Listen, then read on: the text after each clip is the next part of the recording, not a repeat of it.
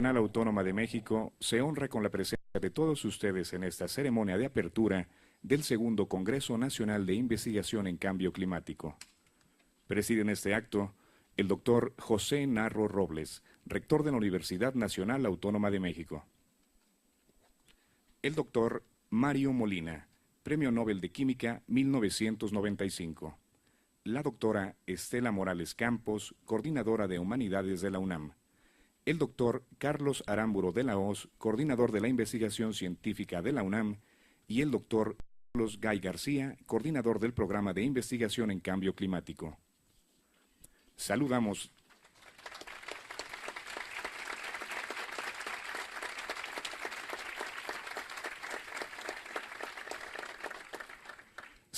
la presencia de autoridades universitarias, de directores e investigadores del subsistema de la investigación científica, así como de representantes de instituciones vinculadas a la investigación en cambio climático que hoy nos acompañan. Sean todos ustedes bienvenidos. Para dar inicio a este acto, tiene la palabra el doctor Carlos Gay García.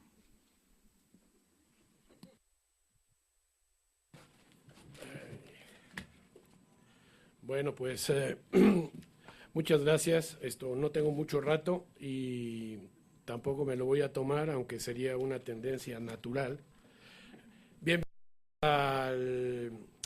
Bienvenidos al segundo Congreso Nacional de Cambio Climático. Nos da mucho gusto tenerlos a ustedes y me da mucho más gusto tener aquí al señor rector Narro Robles, que está poniendo mucha fe en las acciones, en el presente y en el futuro del programa.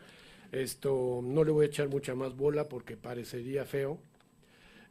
Le agradezco mucho al doctor Mario Molina que haya aceptado ofrecernos la conferencia inaugural, y también agradezco muchísimo la presencia de Estela Morales y Carlos Aramburu, que son como los padrinos y madrinas del programa de investigación en cambio climático de la UNAM. Gracias a su apoyo, pues vamos ahí jalando. Y también me da mucho gusto ver aquí colegas míos, al director del Instituto de Geofísica, la directora de Ciencias de la Atmósfera, a mi colega del PUMA, difusión, viejos amigos que nos han venido a visitar y a sufrir un poco con nosotros durante el Congreso. Me da mucho gusto tenerlos a todos ustedes aquí. Y ahora déjenme nada más, ya no voy a exagerar mucho más, pero sí me gustaría poner en qué contexto se está dando realmente este congreso. Y el contexto lo voy a poner en estos términos. Ha sido uno de los años más calientes en récord de que se haya medido esto en Estados Unidos. Hemos tenido temperaturas también que han batido récords en Europa Central y en Europa del Este.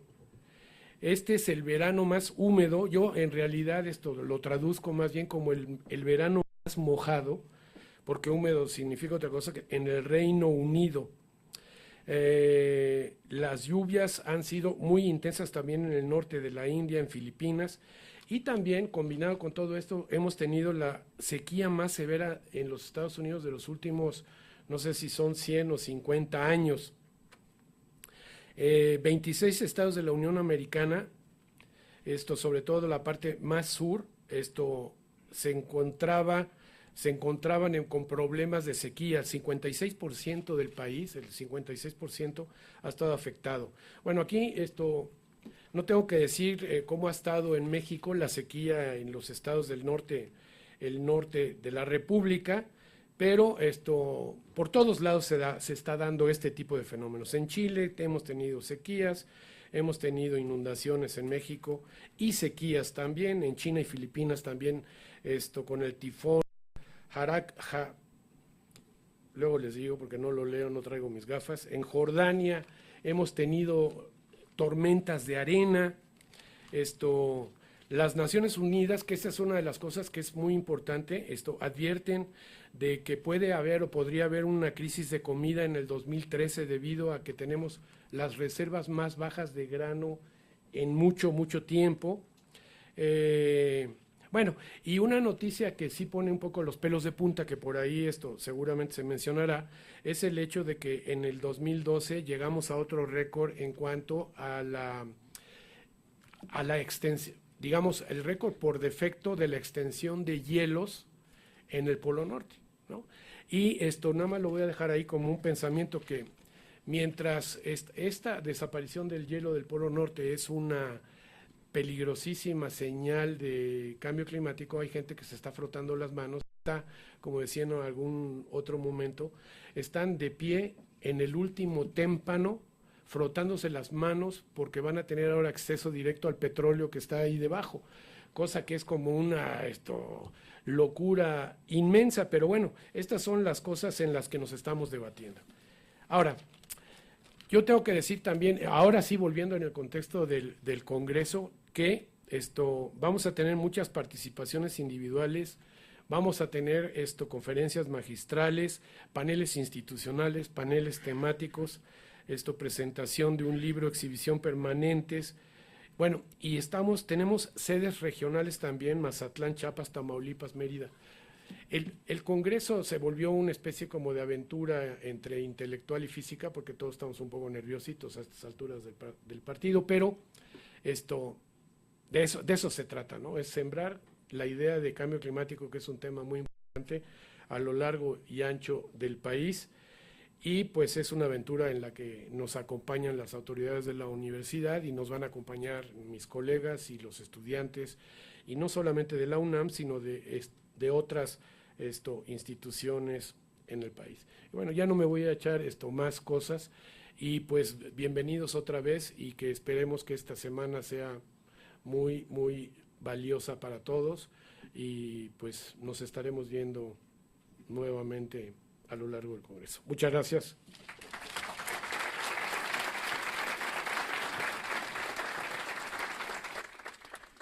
Escuchemos a continuación las palabras del doctor José Narro Robles, rector de la Universidad Nacional Autónoma de México.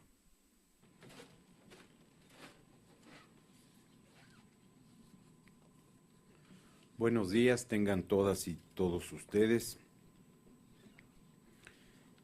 Siempre que hay el arranque de un congreso, de un simposio, de una reunión, a mí me da mucho gusto porque es parte de la tarea de nuestra casa de estudios y esta oportunidad no es la excepción. Me da muchísimo gusto que estén aquí con nosotros las personalidades que han sido ya mencionadas, el doctor Mario Molina, el señor director del Instituto de Geofísica, a quien le agradecemos la recepción, los coordinadores de humanidades y de la investigación científica, de difusión cultural, el coordinador de nuestro programa de investigación sobre cambio climático y una serie de autoridades en programas y centros que les agradezco mucho su presencia. Me da particularmente gusto ver en el auditorio a académicos interesados en esta temática, a estudiantes en particular, a gente de muchas disciplinas. La psicología está aquí presente y su asistencia el día de hoy reconfirma el interés que tenemos mucho sobre algo que está sucediendo en nuestro mundo, en nuestra sociedad, y que de alguna forma todavía tenemos una serie de controversias sobre algo que a muchos nos resulta clarísimo, y es que estamos afectando la cadena de la vida en el planeta. Y ha costado mucho trabajo, varios lustros, que este foco rojo que se encendió hace tiempo se vea realmente como una señal de alerta de peligro. Por eso creo que es muy importante que se cumpla este segundo Congreso Nacional de Investigación en Cambio Climático. Yo quisiera agradecerle a todas las instituciones que están aquí representadas y que son copatrocinadoras, coorganizadoras de esta reunión, de este segundo Congreso. A todas y cada una de ellas, de verdad, muchísimas gracias, porque lo que hemos intentado y pienso que se está consiguiendo es establecer una red que sume el saber, la preocupación, que sirva para discutir las propuestas, que contribuya a la elaboración de políticas públicas para el caso de nuestro país y del conjunto de la sociedad contemporánea. Cuando veníamos al auditorio, el doctor Carlos Gay me hizo un amigable reclamo. Me dijo que yo lo había metido en problemas. Y me lo decía porque, en efecto, cuando estuvimos aquí en la inauguración de la primera reunión, yo lo invité a que pudiera dejar de pensar en esa primera y empezar a planificar la segunda, el segundo Congreso. Y como lo que obtuve de su parte es un reclamo, pues ahora le digo que tiene que hacer el tercer Congreso Nacional y que empiece a preocuparse, que no se le quite la preocupación. De verdad que creo que este es uno de los temas de la sociedad contemporánea y tiene que ver con mucho, con casi todo de lo que pasa en nuestro mundo. Tiene que ver con los modelos de desarrollo que las sociedades se han dado. Tiene que ver con la afectación a muchas líneas de la vida, a nuestros bosques, a nuestros mares, al suelo, al aire. Tiene que ver con una serie de condiciones que forman parte de la realidad y que nos traducen la enorme injusticia que todavía prevalece en una sociedad que pensamos es la civilización más adelantada que haya tenido el mundo. Tiene que ver con estas discusiones de lo individual y lo colectivo.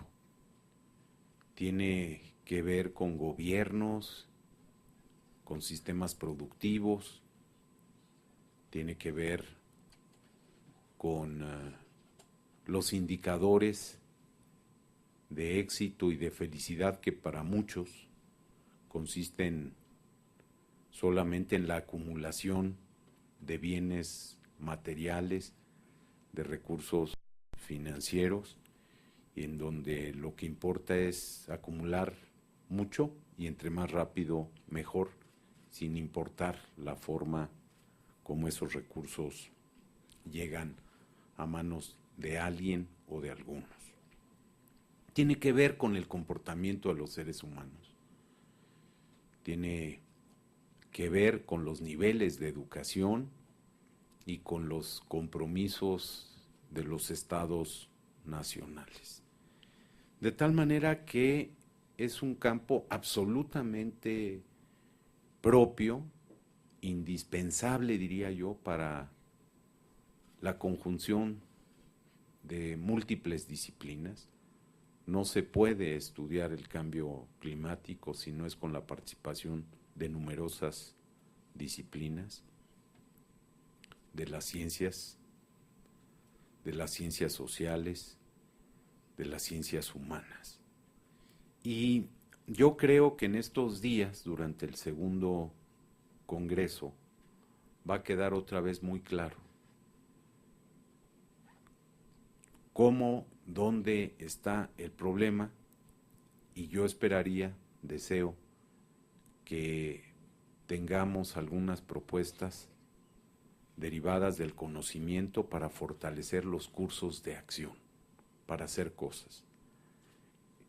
En ocasiones nos interesa el saber por el saber mismo, y en otras nos interesa saber más para poder atender y resolver algunos problemas. Y este es el caso precisamente del cambio climático en el mundo. Tenemos que saber más, reunir más evidencias y fortalecer la toma de las decisiones. Y tenemos que hacer algo más. Tenemos que aprender a transmitir más y mejor ese conocimiento al conjunto de la sociedad. Porque hay muchas cosas que tenemos que hacer en el vértice de las estructuras de los estados nacionales, en los sitios donde se definen esas políticas públicas, donde se aprueban, donde se acuerdan, en las grandes reuniones multinacionales, pero también tenemos que hacer mucho desde la base de la estructura de la sociedad. A mí por eso me da mucho gusto estar aquí atestiguando y arrancando este segundo Congreso Nacional de Investigación en Cambio Climático, y espero y deseo que, como se lo han propuesto los organizadores, todos los materiales producto de este Congreso, con los que surgieron de la primera reunión, con los resultados de las investigaciones que se han hecho, con la suma, insisto, de los saberes de toda esta gran red, puedan hacerse llegar a las estructuras de los poderes públicos, en particular al legislativo, también al ejecutivo, para que se puedan reconocer las peculiaridades del problema en nuestro país, para que se puedan identificar los ejemplos de éxito en las políticas públicas emprendidas en algunas otras latitudes, y de manera muy especial para que logremos contribuir a la educación en esta materia del conjunto de nuestra sociedad. Si no somos capaces de articular todos esos niveles y muchos otros más en los medios de comunicación, en las estructuras generales de nuestra sociedad, no vamos a tener el éxito que se requiere, y vamos a seguir poniendo en riesgo el futuro de las generaciones que, aunque todavía no nacen, sí van a sufrir las consecuencias de nuestra falta de acción o las complicaciones de la toma de decisiones inconveniente. Por todo lo anterior y con mis mejores deseos para el éxito de este segundo Congreso Nacional, queda entonces inaugurado los trabajos del mismo, con esa expresión de deseo de éxito, porque el éxito del Congreso, la permanencia de esta red, su fortalecimiento y crecimiento, implicará necesariamente la solución o el encaminar la solución en esta temática tan importante. Ojalá y así sea. Muchas gracias.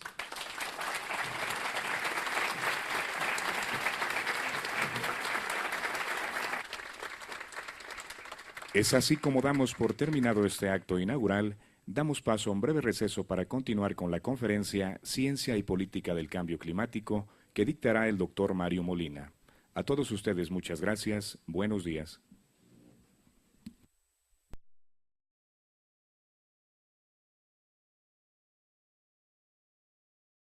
La conferencia inaugural del segundo Congreso Nacional sobre Cambio Climático, y esta conferencia nos la ofrece el doctor Mario Molina, y va a tratar de estos aspectos, no voy a decir muy exóticos de cambio climático, pero porque son realidad, y es que está muy atado con cuestiones de política. Ya lo mencionamos, está la política al interior del país, está la política internacional. Entonces a fin de cuentas, pues es un tema sumamente ¿cómo es? Espinoso también, porque hay muchos intereses, unos querrán hacer caso, otros se querrán hacer guajes, para ponerlo en términos científicos, pero el punto es que el cambio climático representa es un reto, y un punto que me imagino que Mario acabará diciéndolo, y si no lo digo yo ahora, es que estamos como que serán 8 semanas de la reunión de Doha en Qatar, la 18ª conferencia de las partes de la Conferencia de las Naciones Unidas sobre Cambio Climático, y pues andamos ahí, como les digo, de pie en el último témpano, y como que no reaccionamos. Entonces pues ya nos platicará Mario de qué se trata. Entonces, muchas gracias, Mario.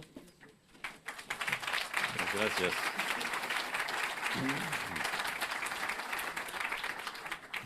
Muchas gracias.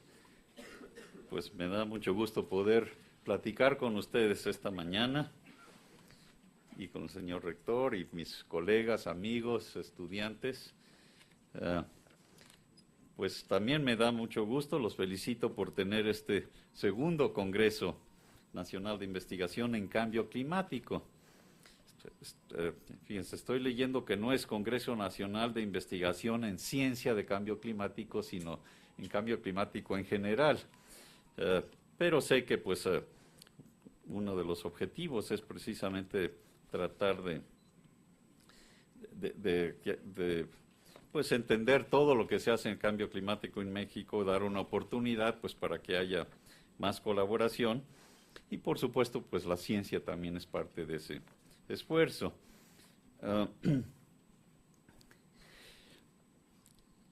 Yo decidí no hablar de la ciencia directamente, del tipo de, nada más lo menciono muy brevemente, el tipo de investigación que he estado trabajando en años recientes, sobre todo en años anteriores, pues es calidad de aire, cambio climático en general. En años recientes todavía más especializado en propiedades de partículas atmosféricas, propiedades químicas, etcétera, sabiendo que estas partículas son importantes tanto para la salud pública, calidad de aire, como para el cambio climático. Y es una de los temas que todavía presentan incertidumbres en nuestro entendimiento de cómo funciona el clima, sobre todo cuál es su efecto en las nubes, ¿no? Pero en fin, decidí no hablar específicamente sobre esa investigación, sino temas más generales. Y empiezo con esto. El tema con el que voy a empezar es, pues, cómo es que un problema claramente tan importante, pues es el problema más serio, pues, desde luego el problema ambiental más serio que enfrenta la humanidad en este siglo, y el que ha enfrentado pues en toda su historia, por pues, la cantidad de habitantes que tenemos en el planeta.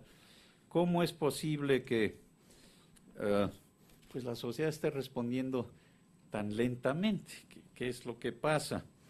Por eso me gusta empezar con esta fotografía de nuestro planeta, porque pues una de las primeras reacciones que puede tener pues la sociedad al oír a los científicos decir que pues estamos afectando el clima de todo el planeta, pues es, y efectivamente esto expresó con claridad, pues cómo es posible, si el planeta es enorme, cómo es posible que la humanidad pueda afectar una cosa tan importante de ese tamaño.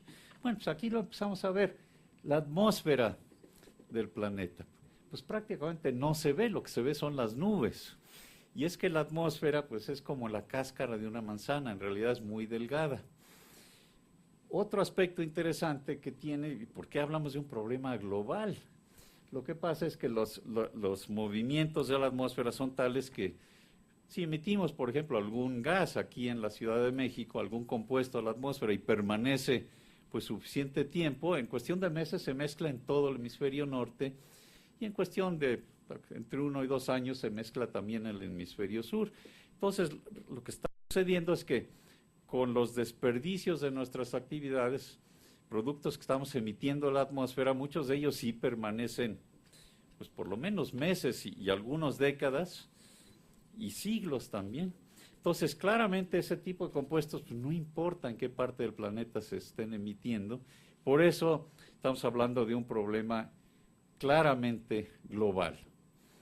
Y hubo otro problema que nada más menciono aquí muy brevemente, otro problema global que fue con el que trabajé yo pues muchos años anteriormente, de unos compuestos industriales, los clorofluorocarbonos, los llamados CFCs, que también se mezclaban en todo el planeta y que estaban afectando a la capa de ozono de la estratosfera. Y lo menciono porque ese problema sí se pudo resolver, o sea, no solo la parte científica, sino hubo un acuerdo internacional, el Protocolo de Montreal, prácticamente todos los países del planeta ya se pusieron de acuerdo para resolver ese problema y esos compuestos que se usaban como refrigerantes o para en latas de aerosol, etcétera, ya no se producen, ya está prohibido y la sociedad pues realmente no lo afectó gran cosa, pues seguimos teniendo refrigeradores, aire acondicionado, latas de aerosol, pero con otros compuestos que no afectan tanto a la capa de ozono. En cambio, con el problema del cambio climático, pues casi ni siquiera hemos arrancado, ¿no? Estamos apenas empezando a considerar cómo se resuelve. Pero en fin, esa es la vulnerabilidad pues de la atmósfera es enorme y voy a elaborar en esto en un momento. Vamos a poner esto aquí. Lo que quiero hacer ahora es lo siguiente. Hay un movimiento importante, sobre todo en Estados Unidos, pero pues en realidad en Europa también, no tanto aquí en México, un movimiento importante que lo han promovido grupos de interés que tienen pues están preocupados de cómo afectaría sus ingresos, sus negocios, el hecho de que la sociedad pues trate de resolver este problema, ¿no? Y vamos a ver entonces cómo funciona esto. Este grupo lo que ha hecho es desprestigiar a la ciencia del cambio climático. Entonces la primera pregunta es, bueno, hay consenso, porque pues hay problemas de los que hay mucha duda, etcétera. Entonces, ¿cuál es el consenso de los científicos? Pues resulta que el 97% de los expertos está de acuerdo en que es un problema muy serio y que efectivamente la humanidad está cambiando el clima del planeta. Pero sí hay un 3% que lo duda.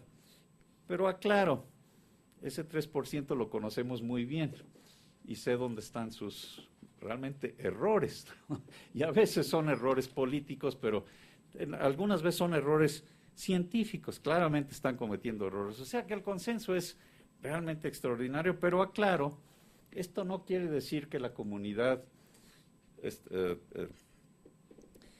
mantenga que hay una certeza absoluta de que conocemos cómo funciona el clima y qué es lo que le está pasando. Estamos hablando de la certeza de que hay un riesgo y una magnitud muy considerable. Por supuesto, hay más que aprender, pero esto no cabe duda. Bien, pues vamos a ver ahora, tomando el ejemplo de Estados Unidos, hace un par de años esto ya empezó a cambiar. El reportaje, por ejemplo, en programas de televisión, ¿refleja el consenso de los científicos? Pues la respuesta es no. O sea, nada más el 28% está de acuerdo con ese consenso, pero resulta que el 72% son mediciones que hizo un grupo de la universidad en Yale, o sea, haciéndolo muy estadísticamente, publicándolo además en la literatura. Pues no, esto está totalmente en desacuerdo con el consenso de los científicos. El reportaje en los medios, pues parece indicar que pues hay gran duda. Algunos dicen que sí y otros que no, a lo mejor, pero o es cuestión de opinión o de gusto. Y pues el problema es que esto afecta pues el público, y en países democráticos el público pues tiene gran influencia en qué es lo que responda.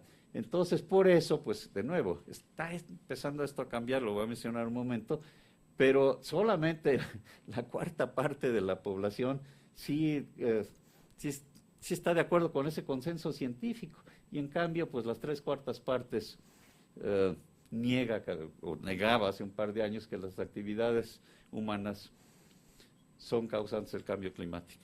Un par de palabras más de este esfuerzo concertado que se hizo.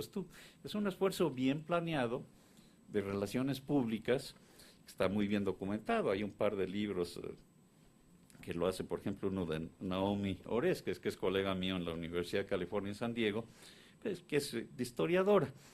Y curiosamente, algunos de los expertos que formularon ese plan para desprestigiar la ciencia del cambio climático, resulta que son los mismos que trabajaron con la industria del tabaco y pudieron posponer pues prácticamente 2 décadas la respuesta de la sociedad a que pues, el tabaco es algo preocupante desde el punto de vista de salud pública, ¿no?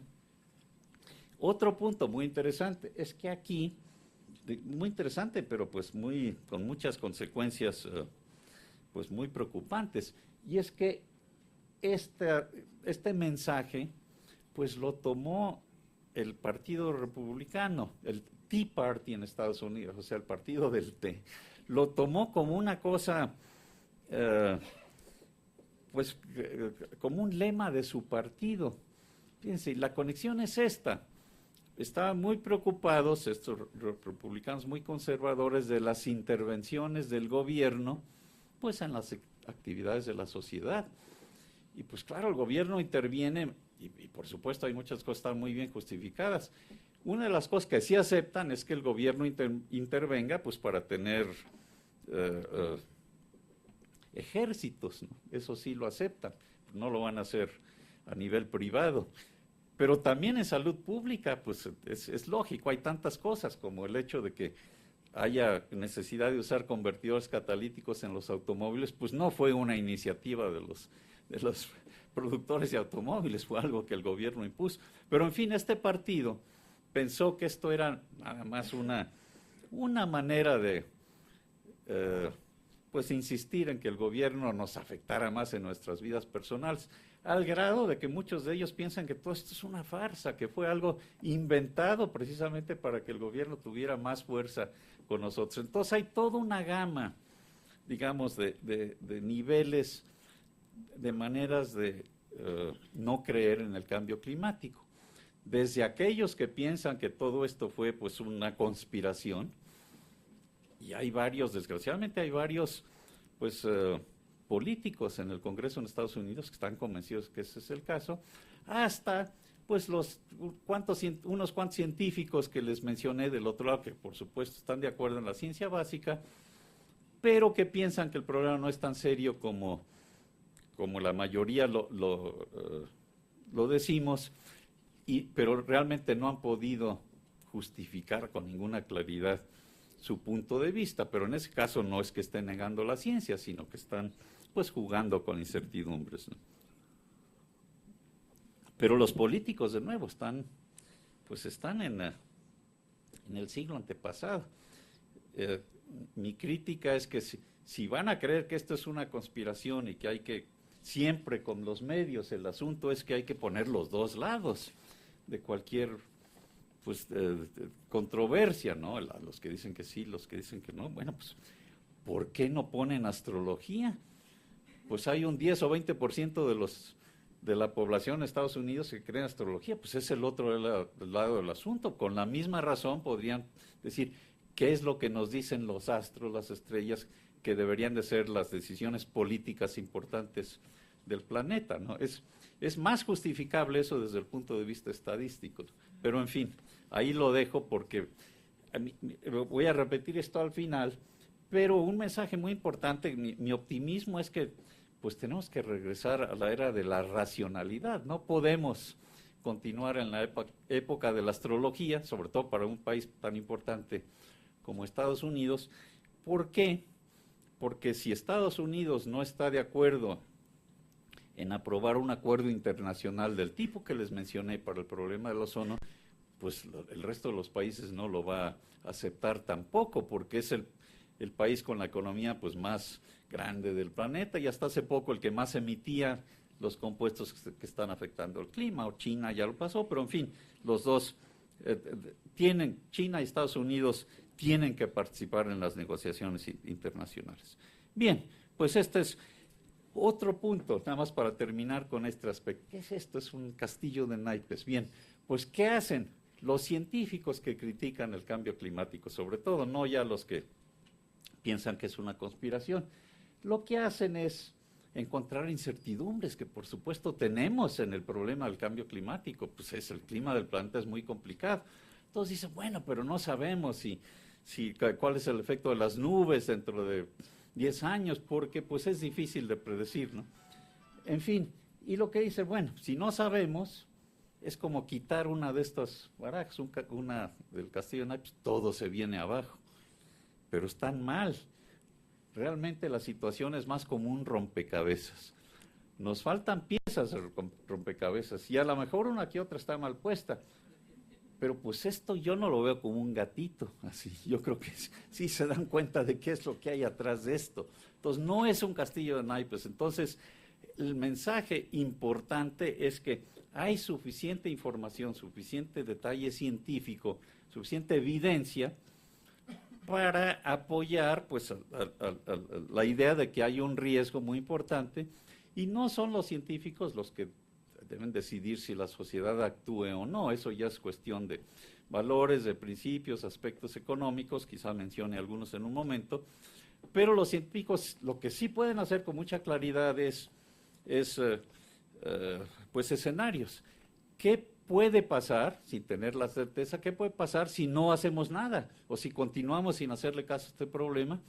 ¿Y qué podría pasar si hiciéramos cambios? Pues eso es lo que voy a elaborar. Repaso brevemente algo de la ciencia del cambio climático, de nuevo para apoyar esta idea de que la ciencia del cambio climático está muy bien establecida. ¿Cómo funciona el clima del planeta? Vamos a hablar ya no de lo que está haciendo la humanidad, sino del clima natural. Bueno, pues el planeta tiene un balance energético.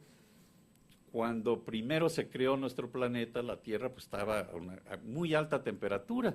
Entonces, la temperatura de la superficie era altísima y empezó a perder energía muy rápidamente, bajando la temperatura de la superficie, hasta que después de pues, bastante tiempo, ya dejó de perder energía porque recibe y pierde la misma cantidad de energía y recibe energía del sol. Entonces la temperatura de la superficie en promedio pues ya no ha cambiado mucho desde entonces. Por supuesto hay factores externos que sí hacen que cambie algo, pero no tanto como al principio. Eso es lo que llamamos un equilibrio energético o estado estacionario. Bien, pues resulta muy interesante lo siguiente. La Tierra pues, recibe energía del Sol, como sabemos, sobre todo en forma de luz visible, y pierde la misma cantidad de energía en forma de radiación infrarroja. Bueno, ¿de dónde? ¿Qué tanto sabemos en detalle de esto? Pues resulta que la ecuación, la física que describe esto con detalle, pues es algo que se descubrió a principios del siglo pasado. ¿Está en duda o no? Pues nada menos es la ecuación de Planck, que es lo que inicia la era de la mecánica cuántica. Y de eso no cabe la menor duda. Digo, no tendríamos teléfonos celulares o aviones o toda la tecnología que tenemos hoy en día, pues desde hace años ya está basada en entender cómo funciona la materia y por supuesto eso es mecánica cuántica, el hecho que la energía viene en paquetes, no es continua. Otra ecuación muy interesante también, que por cierto es lo que le dio el premio Nobel a Einstein, no fue relatividad, y Planck por supuesto también sacó un premio Nobel por eso, pero Einstein, el premio Nobel de Einstein es por el efecto fotoeléctrico. Esto es no solo la energía pues conectada con la materia, si viene pues cuanto, sino la radiación también. Son lo que llamamos fotones, o sea, no es continua la energía, y aquí lo que hace Einstein es conectar la energía de los fotones con la longitud de onda. Y pues no voy a entrar en más detalle más que mencionar que sabemos muy bien que la cantidad total de que emite un cuerpo en el espacio depende de su color, pero sobre todo de su temperatura, de manera muy sensible, de la cuarta potencia. Pero en resumen, el entendimiento básico de cómo funciona el clima del planeta son leyes de la física muy fundamentales, que fueron revolucionarias en su época, pero que por supuesto ya no lo son. Bien, Pues, ¿cómo funciona el clima? Primero, debería de haber mencionado, pero antes de apretar esto lo menciono. Nos llega energía del Sol, como dije, lo repito, en forma de luz visible. Podemos aplicar la ecuación de Planck, porque podemos medir muy bien cuánta energía viene del Sol. Y calculamos con esa ecuación, pues, cuál debería ser la temperatura de la superficie. Y resulta que es menos 18 grados Celsius. Algo anda mal. Por fortuna, si no, no estaríamos aquí, estarían congelados los océanos y no habría evolucionado la vida. ¿Qué está mal? No es la ecuación, sino lo que pasa es que ese cálculo no considera la atmósfera. Entonces, la atmósfera tiene un papel importantísimo para calentar a la superficie del planeta. De nuevo, insisto, estoy hablando del clima natural. Entonces, esa energía que llega a la superficie del planeta, las 2/3 partes más o menos, calienta la superficie. Y la superficie emite radiación infrarroja, de acuerdo con las leyes de Planck. Pero resulta que en la atmósfera parte de esa radiación se absorbe, no se puede emitir directamente al espacio, se absorbe y se emite en todas direcciones, parte se emite otra vez a la superficie, y viéndolo con detalle, se pueden hacer cálculos muy fácilmente. Esto es como si el planeta tuviera pues una manta, una cobija que eleva su temperatura.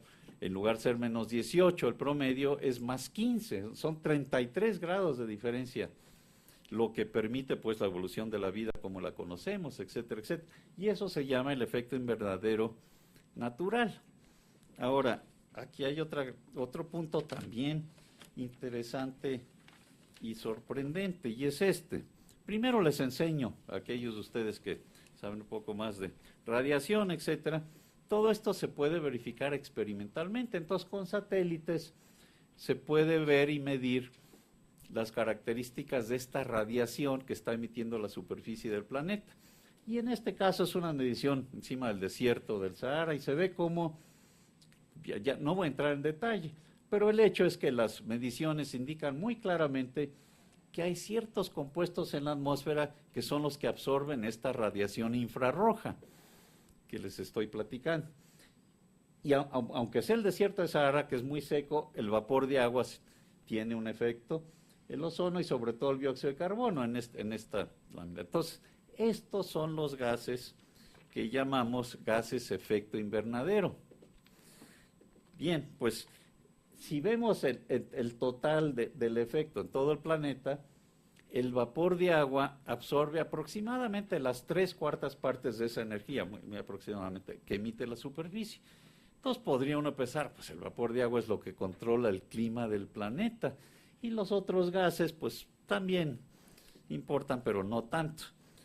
Bueno, aquí es la primera observación importante, que es la siguiente.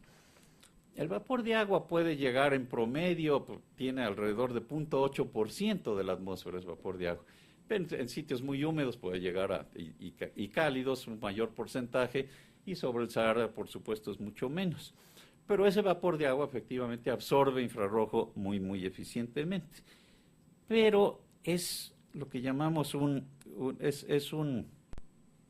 factor externo, porque para entender cómo funciona el vapor de agua, bueno, primero les explico lo que pues todos ustedes saben evidentemente, de qué depende cuánto vapor de agua hay en la atmósfera, o sea, agua en forma de gas, de vapor.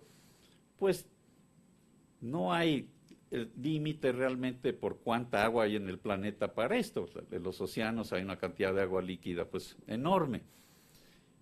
¿Por qué no hay más de vapor de agua en la atmósfera? Pues porque se condensa. Entonces, se humedece la atmósfera, la superficie caliente, las parcelas de aire suben, se enfrían y se condensa el agua. Entonces, hay un ciclo hidrológico en que el agua líquida o sólida en caso de hielo y nieve se evapora parcialmente, eso es lo que absorbe infrarrojo en la atmósfera, pero luego se condensa y es la lluvia y la nieve.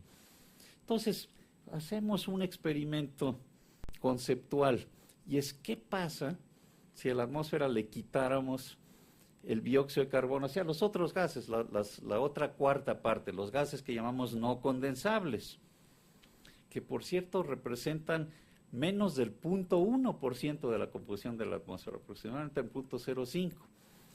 Bueno, lo que pasa es que si quitamos esos gases que absorben un poco de infrarrojo, se enfría un poco la atmósfera y se condensa, se empieza a condensar el agua. Y al empezar a condensar el agua, pues es un proceso de retroalimentación, se enfría más la atmósfera y entonces tenemos una situación muy sencilla de entender, y es que la cantidad de vapor de agua en la atmósfera bajaría pues de lo que tiene hoy en día hasta un porcentaje muy pequeño en unas cuantas décadas. Y la temperatura del planeta bajaría, les había dicho menos 18, en este caso baja más, porque el planeta estaría cubierto de hielo y de nieve, o sea, una menor proporción de la energía del Sol llegaría.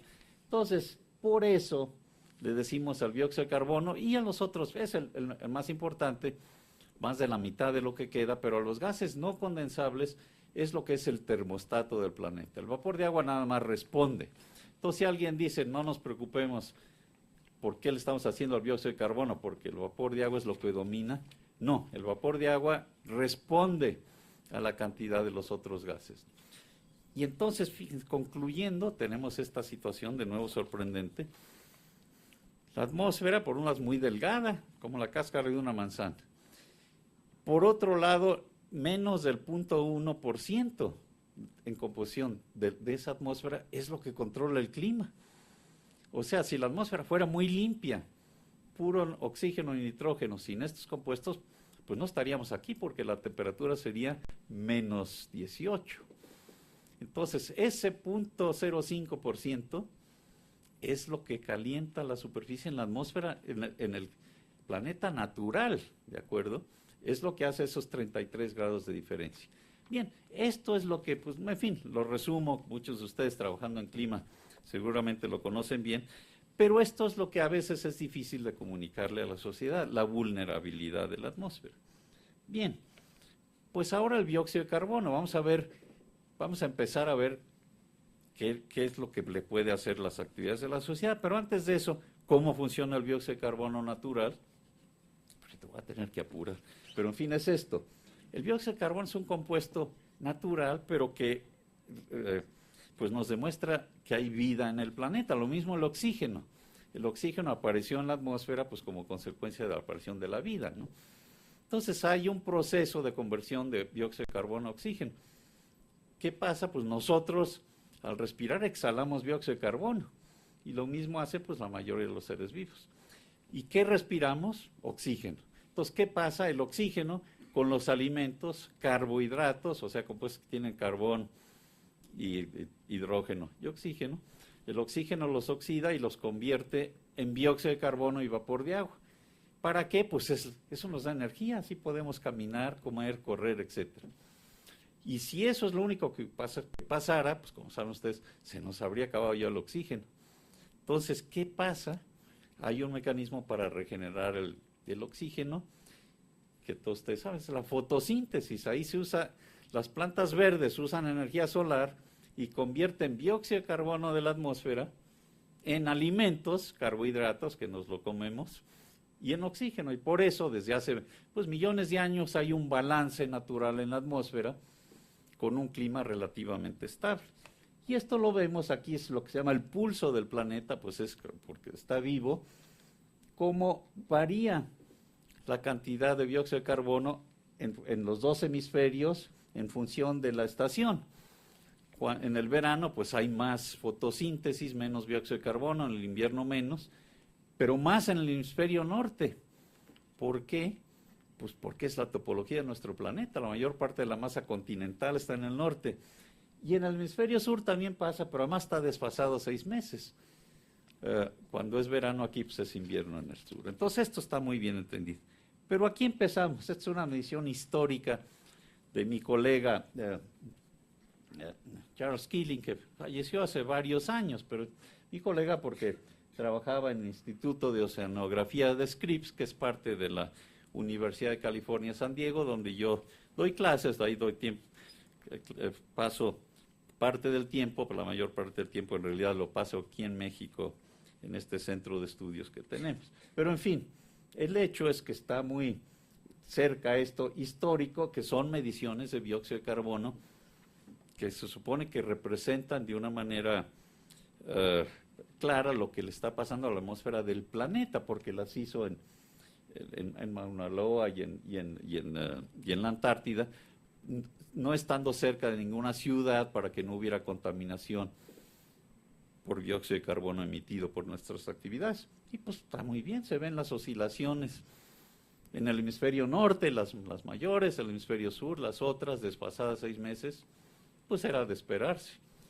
Pero hay algo más, está subiendo, y subiendo rápidamente. Resulta que tenemos 40% más dióxido de carbono del que había antes de la revolución industrial. Y eso, pues, es un cambio enorme en la composición química del planeta, y claramente viene de la quema de combustibles fósiles. Se puede ver por mediciones de isótopos, etc. Y ya viéndolo en escala de tiempo un poco más larga, 10.000 años, pues vemos qué pasa. De repente se dispara el dióxido de carbono. Subía y bajaba en las épocas glaciales, un tema muy interesante que aquí no voy a cubrir, pero de repente se dispara, pues por la revolución industrial y sobre todo en la segunda mitad del siglo pasado. Por cierto, lo mismo le pasa al metano, otro gas invernadero. No es tan fácil de ver, no viene de la quema de combustibles fósiles, pero viene del aumento de población. ¿Por qué? Porque se produce por fermentación anaeróbica, esto es por bacterias en ausencia de oxígeno. Son las condiciones en el sistema digestivo de los rumiantes, o sea que es el ganado. Y también las condiciones en los raizales inundados donde no hay oxígeno, o sea que son actividades de la sociedad, claramente se dispara. También hay fugas en pozos de petróleo. Otra medición, ¿qué le está pasando a la temperatura promedio del planeta? No es trivial medir esto porque pues varía mucho, dependiendo con latitud, época del año, etcétera. Pero en años recientes, con termómetros, que de nuevo no es trivial porque lo que se puede medir son las desviaciones de termómetros individuales, no la temperatura absoluta, está claro que la temperatura ha subido pues 0.7 o 0.8 grados. Y en años anteriores pues no había termómetros, entonces hay que inferirla, por ejemplo, midiendo el espesor de anillos de árboles o de sedimentos en lagos o marinos, o también corales. Hay varias maneras de inferir esa temperatura y hay incertidumbre, pero claramente la temperatura que tenemos hoy en día es mayor de la que ha habido en los últimos 1000 años.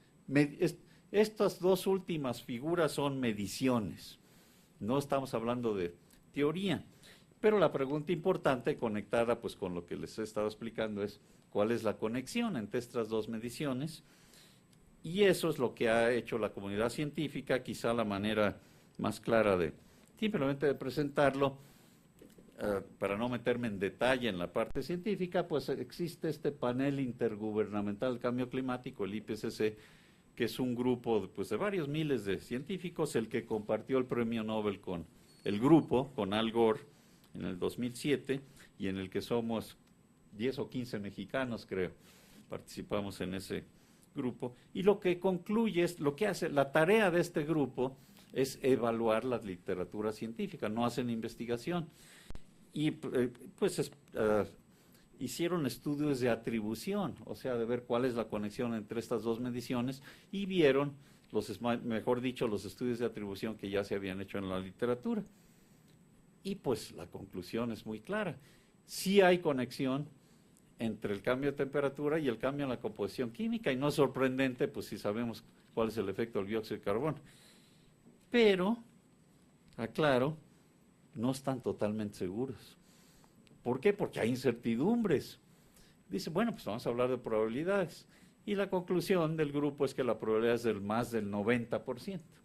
Bueno, pues eso ya para pasárselo, digamos, a los tomadores de decisiones, pues para mí es una figura ya muy, muy importante, que no cabe duda que es una probabilidad muy alta, aunque este cambio de temperatura podría ser natural, pero pues sí es muy poco probable. Y entre otras cosas, las incertidumbres vienen por cómo son afectadas las nubes con los cambios de humedad, cambios de partículas, cambios de temperatura, etcétera. Pero en fin, el hecho es que a pesar de las incertidumbres, hay una buena probabilidad de que ese sea el caso. ¿Y por qué nos preocupa un cambio de temperatura tan pequeño? Pues también estoy repasando, todos ustedes saben estas cosas, que están derritiendo muchos glaciares, no todos, pero tenemos inundaciones también. ¿Y qué está pasando? Pues está aumentando la frecuencia de las inundaciones en todos los continentes. Y tenemos otros eventos como incendios forestales, pues poco esperados.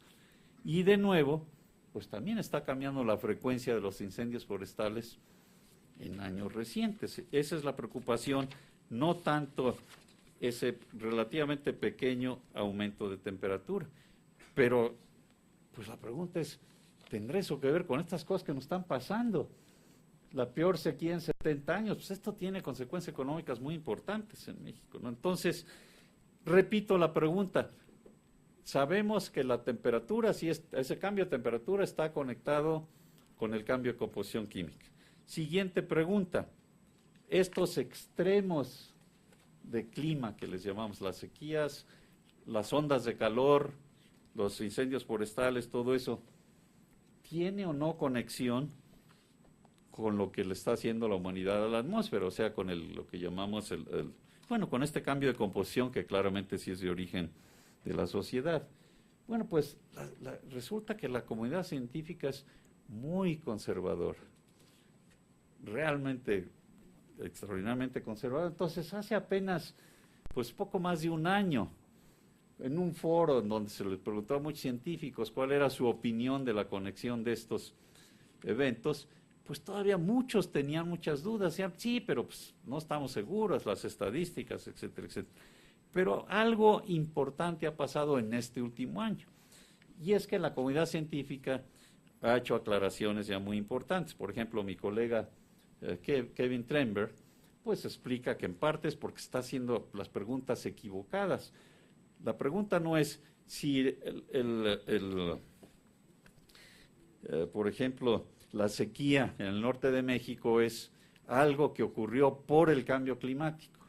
No, esa es la pregunta equivocada. La pregunta que hay que hacer es, tenemos eventos que de todas maneras hubieran ocurrido. A lo mejor de todas maneras hubiera pasado una sequía con o sin cambio climático, lo mismo con ondas de calor. La pregunta es si son más intensas, no si hubieran o no ocurrido. Y en fin, esto se ha analizado con mucho detalle. Y pues eso es lo que estamos respondiendo. Sí, hay evidencia que cada vez se está acumulando con más claridad con trabajos científicos de lo que llamamos atribución. O sea que estos eventos extremos sí se pueden atribuir al cambio climático. No su ocurrencia, pero sí su intensidad. Entonces les doy un ejemplo. Aquí hay un artículo reciente en el que participaron, entre otros, científicos que trabajan para la NOAA, que es una de las instituciones de gobierno de Estados Unidos. Y la pregunta que se hicieron, escogieron 6 eventos y vieron si se podía atribuir al cambio climático. Uno de ellos es la sequía en Texas del 2011, pues que es la misma que nos afectó a nosotros en el norte. Y primero, lo que sí establecen con claridad es que las ondas de calor son mucho más frecuentes y que además esas condiciones de las ondas de calor son las que generan sequías. Entonces, concluyen que es mucho más probable y que efectivamente este evento sí está conectado con el cambio climático. Y otros 5 también, pero encontraron que uno no. Resulta que hubo unas inundaciones en Tailandia que hicieron destrozos, pero no llovió más de lo esperado. Realmente no es porque haya llovido mucho, sino porque se volvieron muy vulnerables, porque empezaron a construir viviendas, fábricas, casas, y no tenían manera de cubrirse. Entonces, no todos los desastres son consecuencia de desastres de ese tipo, son consecuencia del cambio climático, pero sí, en muchos casos sí. Las ondas de calor es quizá lo más sencillo de explicar. También mi colega Jim Hansen, conozco hace muchos años, él hizo lo siguiente, ni siquiera hay que postular aquí teorías e irse a las ecuaciones de Planck, sino simplemente mediciones. Con mediciones de satélite se puede escoger, pues en las décadas del verano, en todo el planeta, ¿qué le ha pasado a la temperatura? Pues es como una curva gaussiana, por supuesto, que se ha estado corriendo a mayores temperaturas, ¿no? Pero además se ha estado abriendo. Entonces, un cálculo muy sencillo es, si definimos una onda de calor como un evento que ocurre con 3 desviaciones estándar, o sea, muy poco probable, pero enorme, ¿no? 3 desviaciones estándar, 3 sigma, pues ¿qué ha pasado desde el último medio siglo? Pues que se ha vuelto 40 o 50 veces más probable que haya un evento con esa temperatura, pues por ese pequeño desplazamiento de las curvas de Gauss, ¿no? Entonces, es otra manera muy clara, simplemente con mediciones, de ver cómo las ondas de calor, que son preocupantes, pues se están volviendo mucho más probables, ¿no? En fin, esto lo menciono aquí porque sí es un tema reciente, o sea, se sabía, la comunidad científica lo había estado ya postulando, pero apenas ahora se está estableciendo con claridad. Por cierto, la física y la química del cambio climático también lo había predicho con claridad. No es que vaya a llover mucho más, que haya más agua, sino que está más concentrada en inundaciones, y las sequías también por eso son más frecuentes. Esto resulta pues de las ecuaciones de Clausius-Clapeyron, etcétera, y las de Planck, las ecuaciones que nos dicen que depende de la temperatura promedio de la cuarta potencia de la temperatura. Bien, pues otro tema rápidamente, a ver si, ups, ¿qué pasó aquí? Ok. ¿Qué es lo que está haciendo la sociedad? Es la pregunta que ya oímos en la introducción aquí al Congreso. Ya es una pregunta hecha, ¿no? ¿Qué está haciendo la sociedad? Bueno, pues me voy a una de los eventos, Conferencia de las Partes, que es de las Naciones Unidas, la Convención Marco. En 2009 la COP15 fue en Copenhague y después tuvimos en Cancún la que sigue. Bien, pues ahí hubo la cosa interesante que sucedió en Copenhague es que participaron alrededor de 130 jefes de Estado. Y pues todos estuvieron de acuerdo, ninguno se opuso a que esta sea pues una meta aspiracional que debería de tener pues la sociedad, de que la temperatura promedio no suba más de 2 grados. Es un poco arbitrario, pero es algo factible, como lo voy a explicar en un momento. Y el miedo es que si es más de 2, pues empezamos a arriesgar demasiado, porque puede haber catástrofes, cosas ya muy costosas. Ya está muy difícil que sea menos de 2, porque no hemos hecho nada todavía. Pero en fin, esto es un acuerdo que se hizo. Entonces la pregunta es, ¿se puede o no se puede? Bueno, aquí vemos qué es lo que habría que hacer. Para que la temperatura no subiera más de 2 grados, hay que empezar a reducir emisiones de dióxido de carbono, metano y los compuestos invernadero, pero ya bastante drásticamente. Y aquí vemos de dónde vienen las emisiones. Lo que está en rojo pues está conectado con energía, y lo que está en verde pues más con fotosíntesis, o sea, uso de suelo, agricultura, etcétera, ¿no? Y lo que podría uno ver es qué es lo que habría que hacer. En cuanto a emisiones de estos gases, sobre todo el dióxido de carbono, pues estamos en esta curva, están aumentando muy rápidamente, porque eso va acoplado al desarrollo de la economía. Aquí hubo un pequeño paro por la crisis económica global, pero pues la proyección es que siga aumentando. Pero para llegar a los 2 grados habría que estabilizarlo alrededor de 450 partes por millón, ya casi llegamos a 400. Esto quiere decir que ya en esta década habría que bajarle casi el 30%, y pues en la próxima a la mitad, y eso es un cambio enorme. Y la pregunta es, ¿posible hacer esto o no? Bueno, la respuesta de los expertos, voy a ser muy rápido aquí, lo voy a resumir, pues yendo con mis colegas de Princeton, es que sí se puede, pero no se puede hacer de una manera sencilla, con una solución mágica o algo así. De nuevo, esta gráfica son cambios en las emisiones, y estamos arriba de la zona verde y hay que llegar a la zona azul. Y la solución existe, pero consiste en tomar muchas medidas simultáneamente, con una sola no funciona. Cada una de ellas es como una cuña de estabilización, o wedge en inglés, o triángulo de estabilización. ¿De qué estamos hablando? Hay que mejorar la eficiencia con la que usamos energía en el sector transporte, en el sector de construcciones, viviendas, etcétera, etcétera, etcétera. Usar biocombustibles. No me va a dar tiempo de discutir cada una de estas soluciones. Cada una de ellas quizá tiene problemas, pero si trabajamos en todas, sí es posible. Pues, por ejemplo, la eólica ya estamos empezando en México, y lo interesante es que se ha desarrollado la tecnología al grado de que ya es competitiva. Ya cuesta pues prácticamente lo mismo que la energía de combustibles fósiles en ciertas circunstancias, ¿no? Entonces sí vale la pena usar, pero no puede resolver más del 20 o 30% del problema total, es intermitente, etcétera. La energía solar, por ejemplo, hay fotovoltaica que hasta hace pocos años era demasiado cara, pero ya bajó de precio. Empieza a competir con esto, con la solar térmica, que se usa simplemente energía del sol para calentar. Por ejemplo, aquí en Sevilla pues, están esta planta generadora de electricidad, y Sevilla pues se alimenta muy bien de esto. Por cierto, pueden acumular energía manteniendo sales fundidas para usar esa energía en las primeras horas de la noche, aunque no haya luz, y es una manera pues de usar energía solar pues para el funcionamiento de la sociedad día y noche. Esto todavía es más caro, pero no mucho más.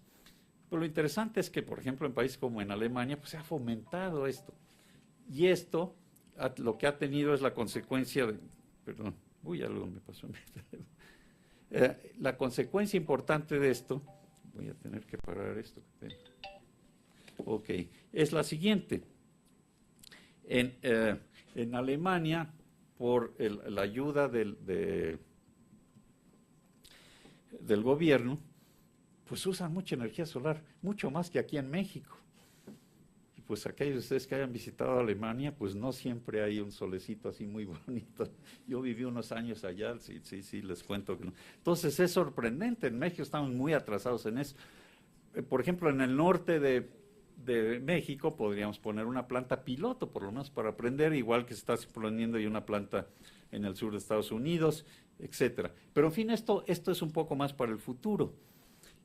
Plantas nucleares, todo un tema que podríamos discutir horas. El hecho es que es una opción que debería de tener la sociedad. Si no hoy en día, por lo menos las nuevas generaciones. ¿Por qué? Porque podrían ser mucho más seguras y con menos problemas. El problema de proliferación todavía no se resuelve. Países como Corea del Norte, Irán, pues ahí sí está preocupante que usen energía nuclear por el potencial de usar armas nucleares, ¿no? Sí se puede continuar usando carbón. ¿Cuánto tiempo? Muy bien. Pero solo con captura y almacenamiento, ¿de acuerdo? Entonces eso es importante. Pues miren, voy a enseñar ya más 2 o 3 láminas más. ¿Qué es lo que habría que hacer? Sí se puede, por esto que le digo, pero las acciones que habría que tomar es ponerle un precio a las emisiones, además de más tecnología y cooperación internacional, pero sobre todo empezar ya con medidas ganar-ganar. O sea, las medidas que ya son redituables, como usar energía más eficientemente, ¿no? Por eso no tenemos excusa para posponerlo, pero para las que cuestan sí hay que ponerle un precio a las emisiones.